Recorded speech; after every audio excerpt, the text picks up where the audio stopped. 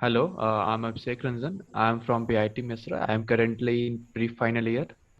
Hello everyone, my name is Naren and I am currently in my pre-final year and I am pursuing my bachelor's from PIT Westra. So our project title is Credit Card Management System. This project was provided by Grade, and the problem statement is like we have to make a credit card management system that can handle entire life cycle of customers' credit card. Functionality like adding and verifying credit cards, fetching the credit card statement to generate a summary, and extract insights and making payment for the so this is the home page of the web application. This is some branding and this is some ads and this is the footer. Let's say an existing user signs in. So he get logged in. So he will be, this is the reward points associated with the logged in user. If you go to his dashboard, he can see all the cards he added earlier. And in this dashboard, this is a notification button that will remind the user for last 5 days of every month, like this much amount of this much outstanding amount is due for this month, and like we are storing an auth code. Like for this user, this is the auth code, and this auth code will be used as a password so that a new user with the same card details can add the same card so that suppose there are two family members from the same family, they can add the same card. So let's register a new user with new credentials. So let's this with the email ID.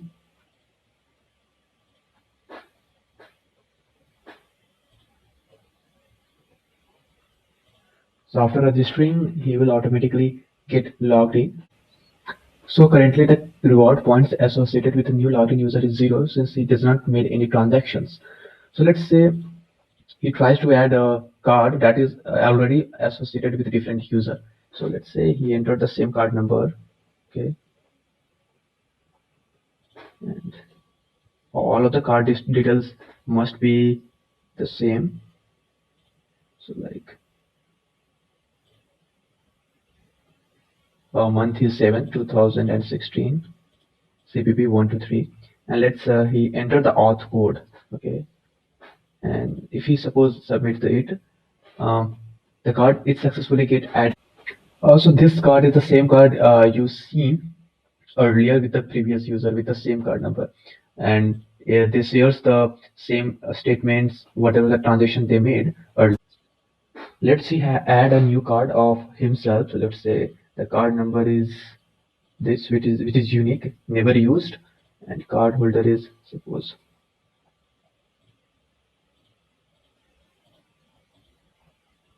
and he does not need to enter the auth code because this card is get added first time, so no need to enter the auth code. So this card will successfully get, since this card doesn't make any transaction currently, the outstanding amount associated with this card is 0. So yeah, outstanding amount is 0, hence the pay button is disabled. Now let's make an external API call. So for making transactions, let's say we are making an external API call to increase the outstanding amount. Let's say we send a request. So the statement get posted. Now if I refresh the page, you can see the outstanding amount get increased.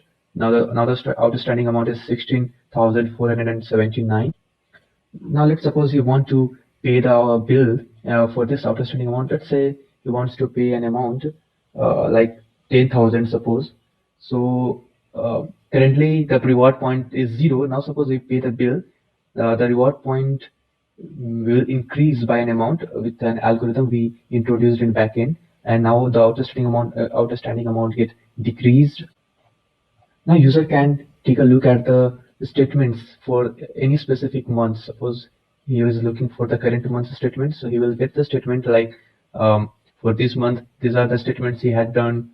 He had paid this much amount against this card, and we also introduced the pagination. So users can also get a smart statement. Let's suppose he want to take a look at the transactions in the smart way. He will go to smart statement and he can see like 7,070 amount of money is spent on shopping, this much amount is spent on food, and he can also see the bar graph like spending on the basis of vendor like For Zomato, he has considered like 1100, for Amazon 4770 rupees, and count for each category. Like for pharmacy, he has done 3 times the transaction in this month, and for food 2 times, and you can also do count for each vendor. Like for Mintra, he has done 1 time transaction. For Netmates, he done 2 times transactions.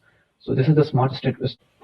Suppose user want to utilize its reward point, he will go to reward page and buy the coupons. Like he has currently 283 reward points, so he can buy all the coupons which are less than or equal to that point. Suppose he would buy that coupon, so so if you click on this buy button, so this is a consent screen, like this is the offer you will get, and you will concede 150 points for buying this coupon. If he confirms that button, he will be redirected to all the coupons he bought earlier, and now you can see the reward points get updated. So now user can go to his profile and see like all the coupons he buy.